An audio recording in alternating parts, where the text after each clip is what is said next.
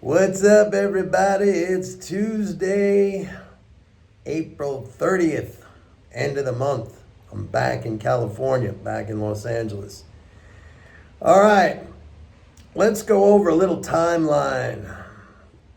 Back in February, actually, even before that, I think like March, maybe even December, because I tell you guys this stuff like for an advance look going a quarter out, sometimes even further than that out, okay? But I said, come April, first I said February 15th would be the peak in the fiscal flows, which basically it came a little bit after that, okay? It came in early March because I neglected to consider the March 1st, the first of the month payments,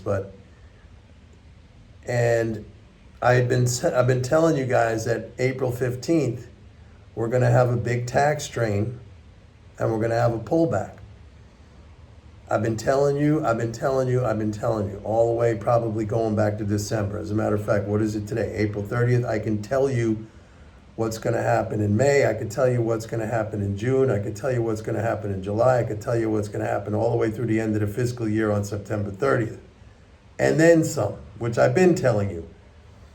But the point is, we've had a big tax strain. On April 18th, I said to you guys the tax strain is over and you could start buying the dips. April 19th was the low in this recent correction, okay? Now, April 18th wasn't the end of the drain, okay? I think we were down a total of the drain was like 315 billion. It got worse. It got to 368 billion, and I said that was significantly more than last year. But I said, sometimes it could flow past. There's still a trickle. It's not really a trickle, but there's still tax strain that could happen. But we were going to be getting, Social Security pay, normal, regular spending, Social Security, first of the month payments, another Social Security, the May 15th, the quarterly interest payment. So I said, on April 18th, I said, the drain is over. Okay, it wasn't over. It went down by another like 50 billion, which is not peanuts, okay? But it was prudent at the time when I said buy into the dip. April 19th was the low. We had a nice dip on the opening. The market rallied, and so far that's held. I said it was going to be a V-shaped bottom. I'm not that sure right now, but I still adhere to the view that even if we get a retest of the April 19th low, that's a good buying opportunity, okay? Right now. I'm going to qualify that a little bit, but I'll get into that a little bit later. And actually, I think I mentioned something. Well, maybe I didn't. So since we saw a little bit of an improvement in that, a little recovery of some of that drain, but since then it has widened back out. Right now it's like a 361 billion total drain for the month of April. From the peak, from where we were on April 10th, where there was no drain, it was a net transfer for the month of 103 billion. Then we dropped now 361 billion from that, where we were at that peak. Are you following me? So on April 10th, the economy had received a net transfer, a positive transfer of 103 billion. But since then, it has been drained by 361 billion. Got me so far? Now, we were worse than this. We were down 368 billion. So it hasn't worsened, okay? Even though in the last couple of days, yesterday, as a matter of fact, we had almost a 20 billion drain, a 19.6 billion drain, which brings us to negative 361 billion. I hope I'm not losing you guys and your eyes are glazing over. I'm probably too much detail here, but the point is it's not getting worse. So a retest of the April 19th low is definitely possible because we still have to recover. Look, tomorrow, Wednesday, is May 1st. We get the first of the month payments. That's going to be a net transfer of about 69 billion, something like that. Friday, we'll get a Social Security payment. That's going to be a net transfer of about 26 billion. So between tomorrow and Friday, we're getting close to 100 billion net transfer coming in. So that's going to reduce that 361 down to 261. All right. May 15th, which is not next week, it's the week after, May 15th, we'll get another like 70 billion. All right, so that'll reduce it down to like 190 billion or something like that. We still got to recover that. Okay, now, today's market action, I would really say that was mainly due to freak out once again by the monetarist zombies. Okay, we had some economic data. It was stronger than expected. They keep talking about, sticky inflation, Fed officials, economists. Again, it goes right over their head, the fact that the Fed's rate hikes and higher for longer is keeping the general price level higher for longer. I mean, that's the way it works. Again, there's plenty of evidence out there. You got, you got Turkey, you have all these countries, Argentina, places where they keep raising and raising and raising, and all it does is raise the inflation rate, kills the currency. By the way, speaking of the currency, I've been telling you guys the dollar is bullish.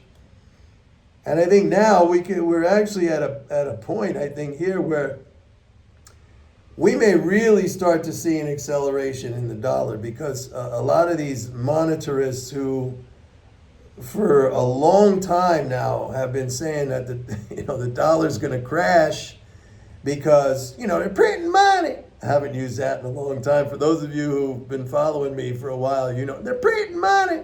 You're going to like that. They're printing money. They're printing money. And, the Fed's going to cut rates, so they were ready for the dollar to crash. Now, all of a sudden, that whole rate cut outlook is pretty much out the window. I mean, if you look at and I didn't look at it today, but I looked at it yesterday, the Fed fund futures, there's only a tiny, tiny little margin in favor of a rate cut in September. That's it. No rate cut in June, no rate cut in July, no rate cut in November, no rate cut in December. Remember, at first they were coming into this year, they were talking about 4, maybe 5 rate cuts. Now probability is just maybe less than 1% in favor of a rate cut, at least the way Fed fund futures are right now. So that whole outlook went out the window. And so the monetarists now, what do you think they're doing? They're freaking out. And they're all short the dollar. I'm telling you, folks, this dollar is going to surprise a lot of you. It's going to surprise a lot of you. And the main underpinning of the dollar right now, it's not monetary policy. It's really more that the U.S. is a major, major net exporter of petroleum. That's what's supporting the dollar. And that, we're just getting going on that. I mean, the United States, if you look at the trend of petroleum exports, first of all, we're producing a record amount of oil. Was recently 13.3 million barrels a day. It dropped down a little bit to 13.1 million barrels a day, but that's still near a record level. And a lot of that's getting exported. Like, if you're wondering, well, how come, listen, I've said this before. I'm no fan of Biden. Zero. Especially now with all this shit going on at these universities, and he's saying nothing. And this is anarchy. This is lawlessness. This needs to be put down. And he's saying nothing because he wants the votes. But I digress. I don't want to get into any politics. But a lot of you, and it's been in the media a lot, and people on the right, conservatives, saying he's not drilling. Well, actually, they're drilling like crazy. We have record oil production, but it's getting exported. So if you're wondering why you're paying more for your gas and energy, because we're sending it off to foreigners. Now, that might be good for oil companies, and I always tell you guys, Instead of whining and complaining like, oh, woe is me, I got to pay more for gas, how come you don't own oil stocks? How come? It's another one of these examples where you can help yourself, at least, to some degree, instead of playing the victim all the time. Oh, inflation, I can't afford. How come, why don't you own energy stocks? It'll help you. But no, I think for a lot of you, it's easier and more convenient to complain and whine and bitch about it. This exists. These markets exist. You may not believe this. You may think it only exists, for the big boys on Wall Street. They get it wrong a lot, but or their game is rigged. I hate to use that because then you get all cynical and you say, "Oh, you see, Mike, why should I get involved? The game is rigged."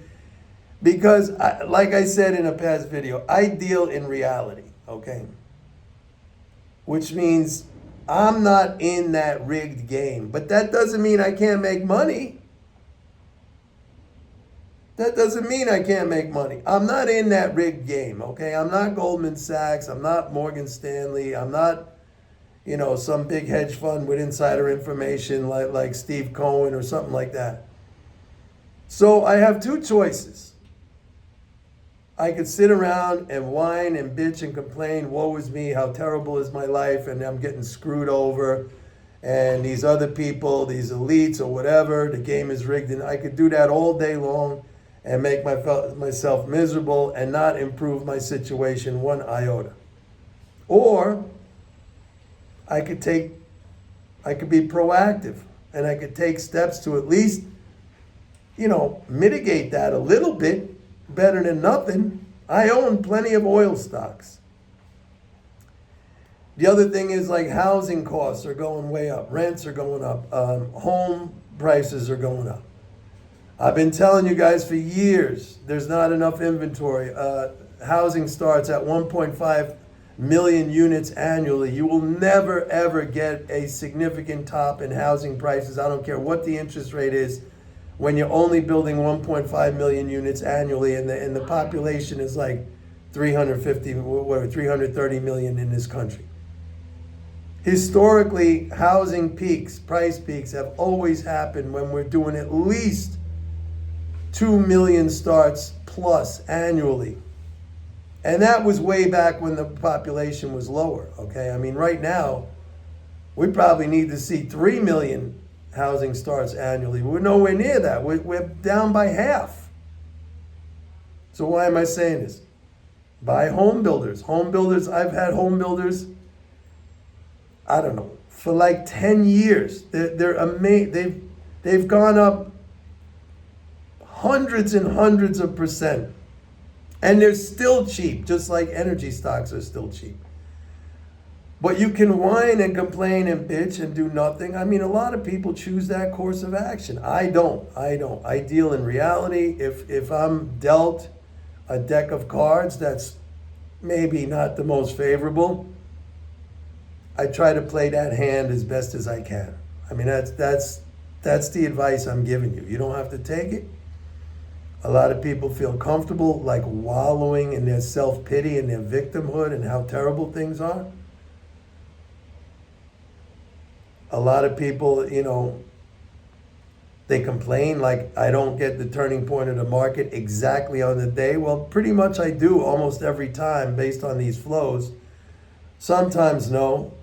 Maybe I just by fault of omission, I forgot a first of the month payment or something. But I told you guys months and months and months in advance.